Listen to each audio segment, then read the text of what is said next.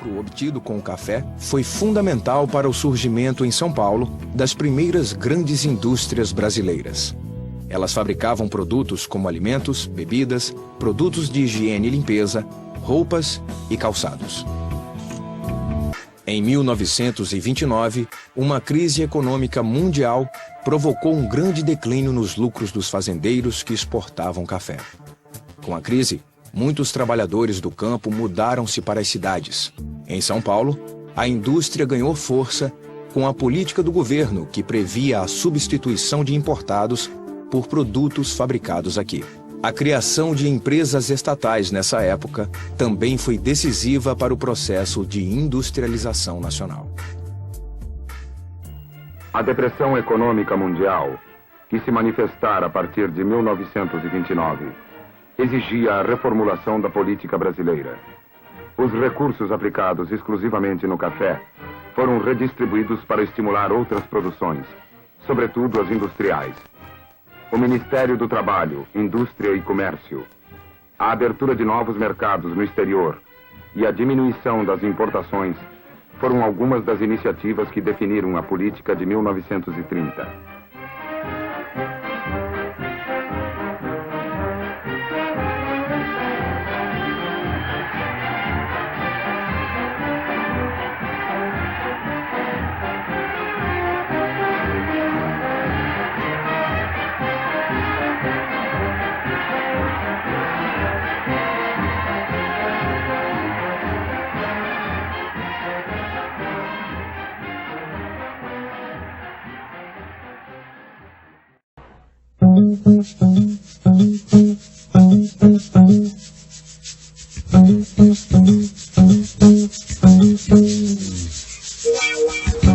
O que é que mudou concretamente a partir de 1930? Vamos pegar algumas áreas, não é possível examinar todas as áreas. Então vamos pegar a área da economia.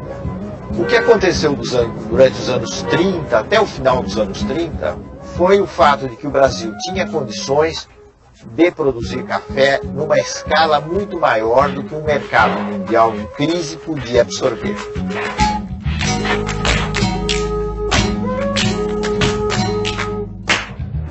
Então, se realizou toda uma política de queima do café. O governo comprava o café dos cafeicultores e queimava o café para regular a oferta no mercado internacional.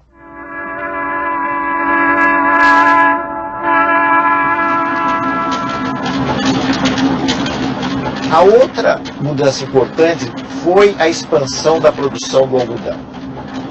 Então, nesse momento de crise, o algodão, de certo modo, veio em socorro das exportações brasileiras. E isso tem a ver com um fenômeno europeu, que foi o fortalecimento da Alemanha, infelizmente sob o controle de Hitler, e foi essa Alemanha nazista que começou a comprar em grande escala, para a produção de tecidos, o algodão brasileiro.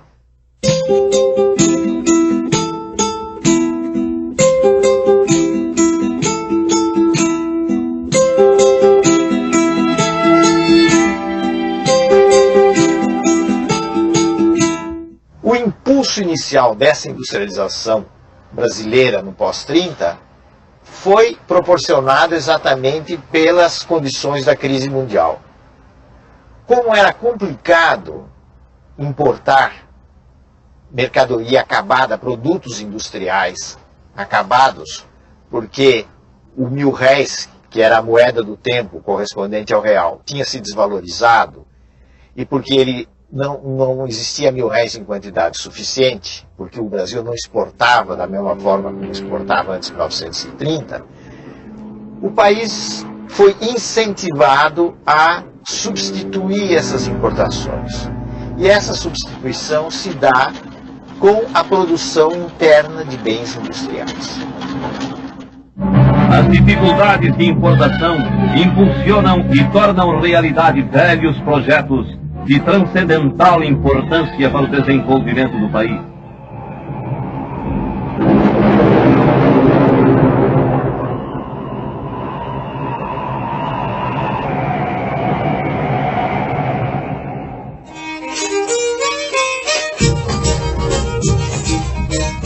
sobretudo a partir de 1930, com exceção dos japoneses, a mão de obra estrangeira deixou de vir para o Brasil.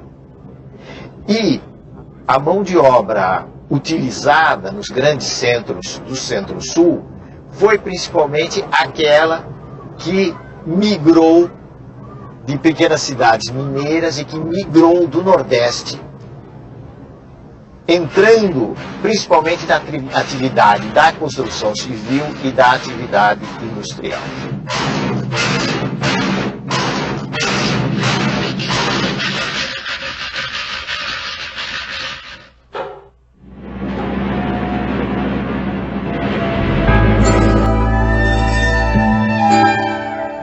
No nível federal, as reformas implantadas por Getúlio tiveram vários objetivos. Um deles foi a implantação de um ensino técnico, demonstrando a preocupação com a industrialização e com a mão de obra qualificada. A outra coisa foi a melhora da qualidade do ensino e a padronização do ensino nos níveis secundário e nos níveis universitários.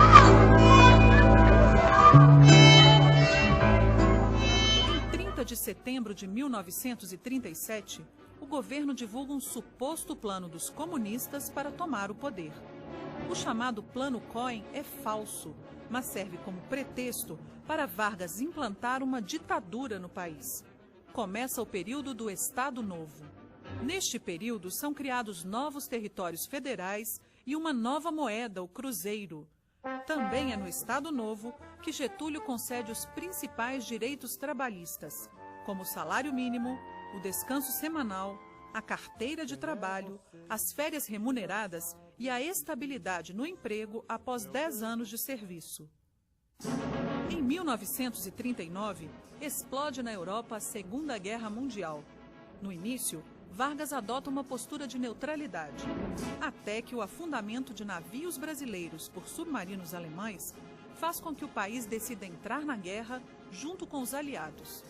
O Brasil envia à Itália a Força Expedicionária Brasileira, FEB. 25 mil soldados brasileiros lutam na guerra. Em troca da ajuda na guerra, os norte-americanos se comprometem a ensinar ao Brasil a tecnologia de produção de aço, a siderurgia.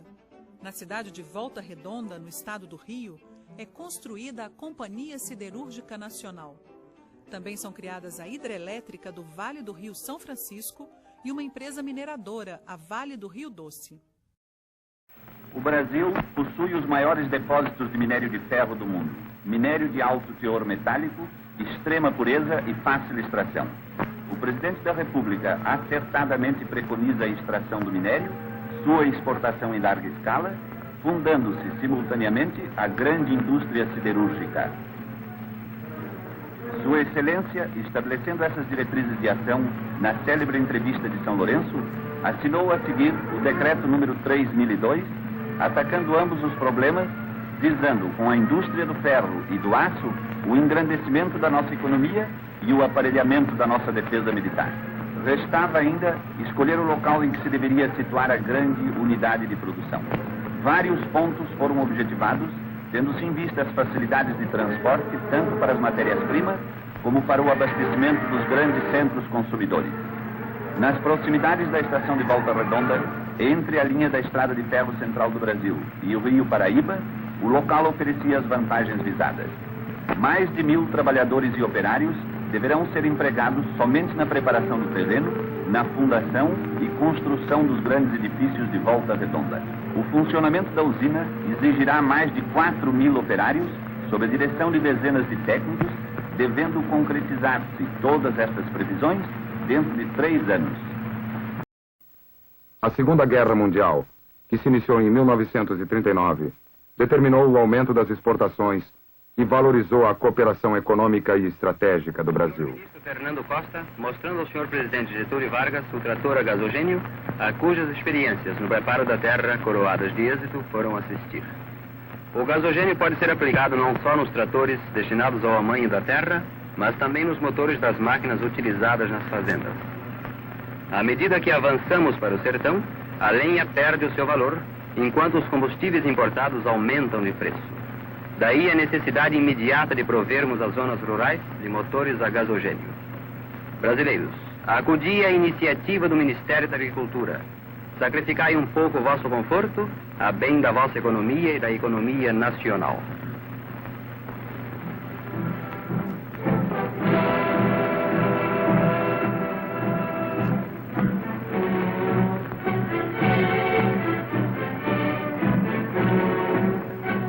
Getúlio cria a Comissão de Estudos do Petróleo, que inspira o decreto que passa à propriedade da União as jazidas de petróleo que viessem a ser descobertas no Brasil. Nacionaliza as indústrias do refino e cria o Conselho Nacional do Petróleo.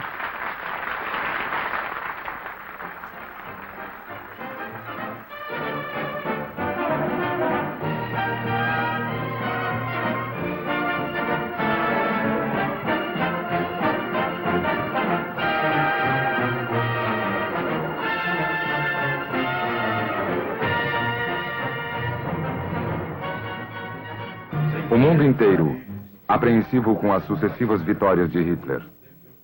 A guerra já era considerada perdida para as democracias. Getúlio Vargas toma posição inesperada. A queda da França deixava patente que a democracia e o liberalismo econômico eram insuficientes para gerir um Estado moderno. O chefe do governo proclama oficialmente que a causa aliada apoiava-se em ideias mortas. Em Washington, analisam o discurso de Vargas. Mandam reabrir apressadamente o caso das usinas brasileiras. Concedem crédito superior ao prescrito pelo regulamento do Exim Bank.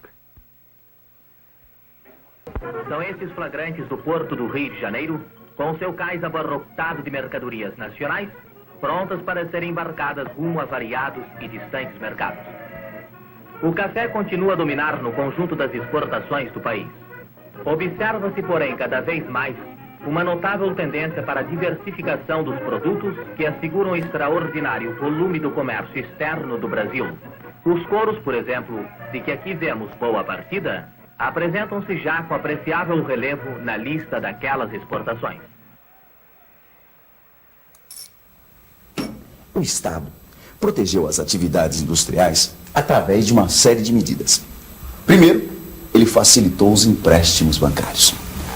As indústrias tomavam dinheiro dos bancos com juros mais baixos e prazo de pagamento mais longos.